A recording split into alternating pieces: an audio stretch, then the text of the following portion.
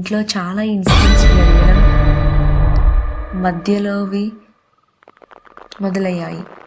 వేదాకి ఏదో అవుతుంది అని అర్థమైంది.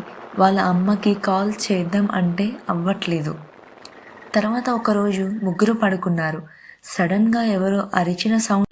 Hello guys, welcome to lone girl YouTube channel. ఇవాళ ఒక మంచి స్టోరీ చెప్తా. అదే గ్రాండ్మా హౌస్. ఎండ్ వరకు వినండి.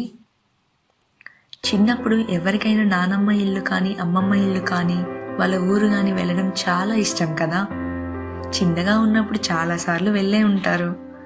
కానీ అదే నానమ్మ ఇల్లు ఒక భయంకరమైన ప్రదేశం అయితే, అలాంటి ఒక నాయనమ్మ ఇల్లు ఉంటే ఎవరికైనా వణుకు పుడుతుంది. అసలు అక్కడ ఏం జరిగింది, వాళ్ళ నానమ్మ ఇంట్లో ఏముంది తెలుసుకుందాం. ప్రియా, తన age 37.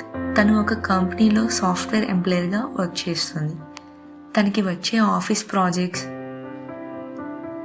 Short time 2 to 3 weeks అంతే. కొన్ని మంత్స్ క్రితం ప్రియా వాళ్ళ హస్బెండ్ చనిపోయారు. అప్పటి నుండి పిల్లల్ని ఇంకా ఆఫీస్ని వర్క్ని రెండింటిని బ్యాలెన్స్ చేస్తుంది. ప్రియా వాళ్ళ పిల్లలకి వాళ్ళ నానమ్మ అంటే చాలా ఇష్టం. కానీ ప్రియాకి వాళ్ళ అత్తగారు, అదే వాళ్ళ హస్బెండ్ మదర్ అంటే పెద్దగా నచ్చేది కాదు. ప్రియా వాళ్ళ హస్బెండ్ చనిపోయాక ప్రియాతో మాట్లాడడానికి వాళ్ళ అత్త ఎంతో ట్రై చేసినా ప్రియా కాల్ ఎత్తేది కాదు. కొన్ని రోజులకి ఆవిడ కూడా కాల్ చేయడం మానేశారు. ఇంతలో ప్రియాకి ఒక ప్రాజెక్ట్ వచ్చింది. అది అవుట్ ఆఫ్ వెళ్ళి క్లయింట్తో వాళ్ళ లొకేషన్లో ఒక 3 weeks వెళ్ళాలని అన్నారు. ఫస్ట్ ప్రియా పిల్లల గురించి ఆలోచించి రిజెక్ట్ చేసింది. కానీ తర్వాత వాళ్ళ మేనేజర్ ఎలాగో ప్రియాని ఒప్పించారు. కానీ 3 weeks పిల్లల్ని ఎలా మేనేజ్ చేయాలి అనుకుంది. పిల్లలకి కూడా ఎలానో హాలిడేస్. వాళ్ళు నానమ్మ ఇంటికి వెళ్తా అని అన్నారు.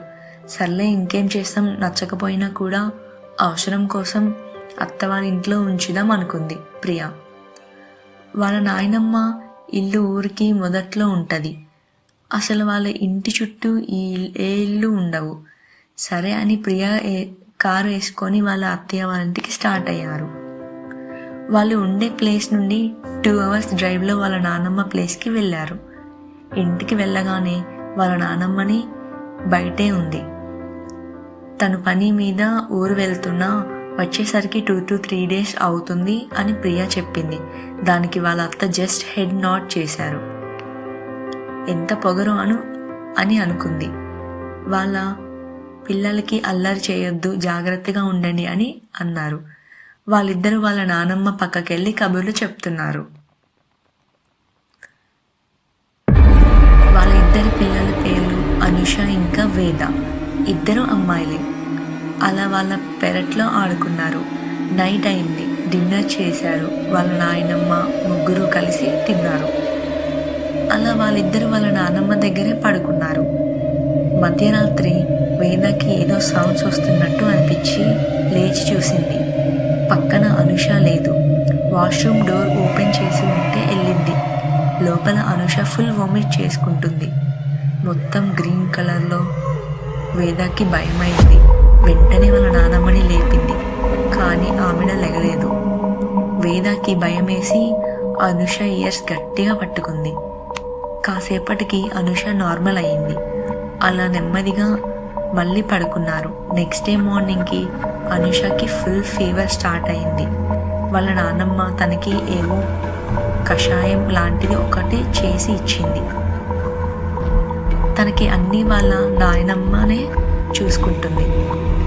వేద ఏమో అనుష అమ్మ మీద బెంగ పెట్టుకుందేమో అని అనుకుంటుంది.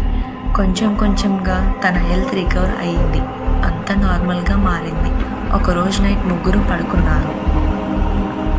సడన్గా నైట్ వేద లేచి చూసుకుంటే పక్కన వాళ్ళ నాయనమ్మ లేదు. నాయనమ్మ ఎక్కడ ఉంది అని లేచి ఇల్లంతా చూసింది. వాళ్ళ నాయనమ్మ కిచెన్లో ఒక మూలన అటువైపు తిరిగి ఏడుస్తూ ఇసుక తింటున్నట్టుగా కనిపించింది. ఒక్కసారిగా వేద గట్టిగా అరిచి పరిగెత్తుకుంటూ బెడ్రూమ్లోకి వెళ్ళి చూడగానే వాళ్ళ నాయనమ్మ అక్కడే ఉన్నది. తనకి ఒక్కసారిగా ఏం అర్థం అవ్వలేదు. సర్లే భ్రమపడ్డానేమో అని పడుకుంది.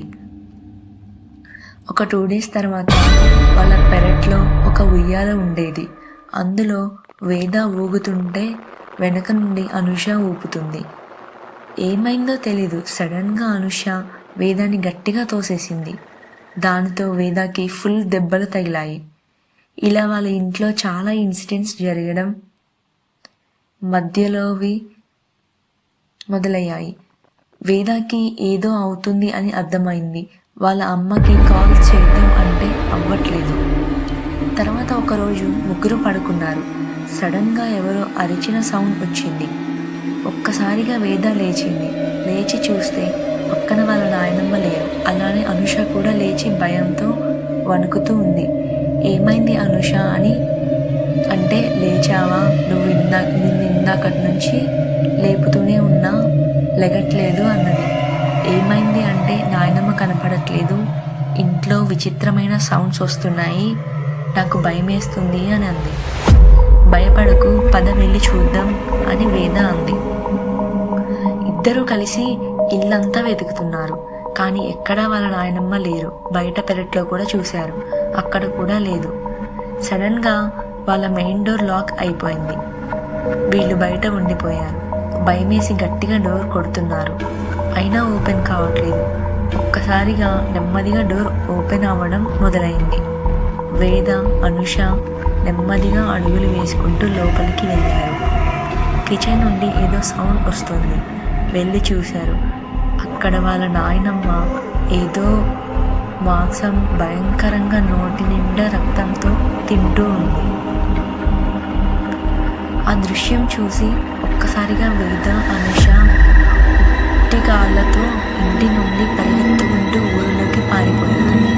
తర్వాత ఎక్కడికి వెళ్ళాలో తెలియక ఒక చెట్టు కింద అలానే పడుకున్నారు. నెక్స్ట్ రోజు మార్నింగ్ ఒక అతను అక్కడికి వచ్చి వాళ్ళ ఇంటికి తీసుకువెళ్ళారు. అన్ని డీటెయిల్స్ కనుక్కున్నారు. వాళ్ళ నానమ్మ ఇల్లు చెప్పగానే అక్కడ జనం భయపడ్డారు. తర్వాత వాళ్ళ నానమ్మని కాంటాక్ట్ అవ్వడానికి ట్రై చేశారు.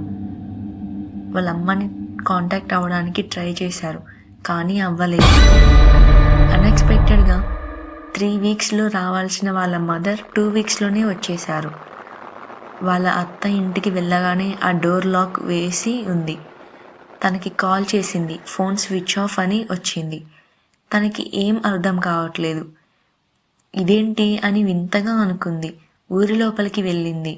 ఊరు స్టార్టింగ్ నుండి అందరికీ అడుగుతూ వచ్చింది, కానీ ఎవ్వరూ మాకేం తెలియదు అని అన్నారు. అలా వెతుకుతుండగా ఒక అతను ఒక 2 చిన్న పిల్లలు వాళ్ళు మీ పిల్లలేనా అని అడిగారు. అవునని అంది. వాళ్ళు మా ఇంట్లోనే ఉన్నారు, రండి అని అన్నారు. వాళ్ళ ఇంటికి వెళ్ళగానే ప్రియా వాళ్ళ పిల్లలు వాళ్ళ అమ్మని గట్టిగా పట్టేసుకొని ఏడ్చారు. తనకి ఏం అర్థం కాలేదు. ఏమైంది అని అడిగారు. ఆ ఇంట్లో ముసలి ఆవిడ మీకేమి అవుతారని అడిగారు. ఆవిడ మా అత్తగారు అంటే ఆవిడ చనిపోయి 2 months అయింది అనగానే ప్రియా షాక్ అయింది. తన బాడీ కాలుస్తున్నప్పుడు ఎవరికి చెప్పాలో అర్థం కాలేదు అన్నారు. ఒక అనాథ శవంలా కాల్ చేశాం, అందుకేనేమో ఆవిడ ఆత్మ ఇంకా శాంతించలేదు అన్నారు. ఊరు లోపల ఒక మాంత్రికుడు ఉన్నాడు. అతని దగ్గరికి తీసుకెళ్ళి తాయెత్తు కట్టించారు. ముందు మార్గంలా కాకుండా వెనుక మార్గం నుండి వెళ్ళండి అని ప్రియాని వాళ్ళ పిల్లల్ని ఆ ఊరు నుండి పంపించేశారు. ఎట్టి పరిస్థితిలో ఇంకోసారి ఈ ఊరికి రాకండి, ఏం లేదు, సొంత రక్తం కదా అందుకే అని అన్నాడు. తర్వాత ప్రియా ఆ ఊరు ఎప్పుడూ ఇంకా వెళ్ళలేదు.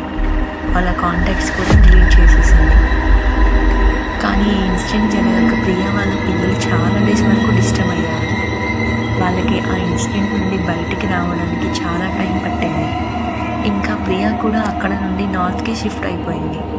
ఇప్పుడు వాళ్ళంతా బాగున్నారు. అండ్ వాళ్ళ చిల్డ్రన్స్ కూడా మొత్తం రికవర్ అయిపోయారు. ఇప్పుడంతా all okay. For more videos please subscribe to lone girl YouTube channel. Thank you.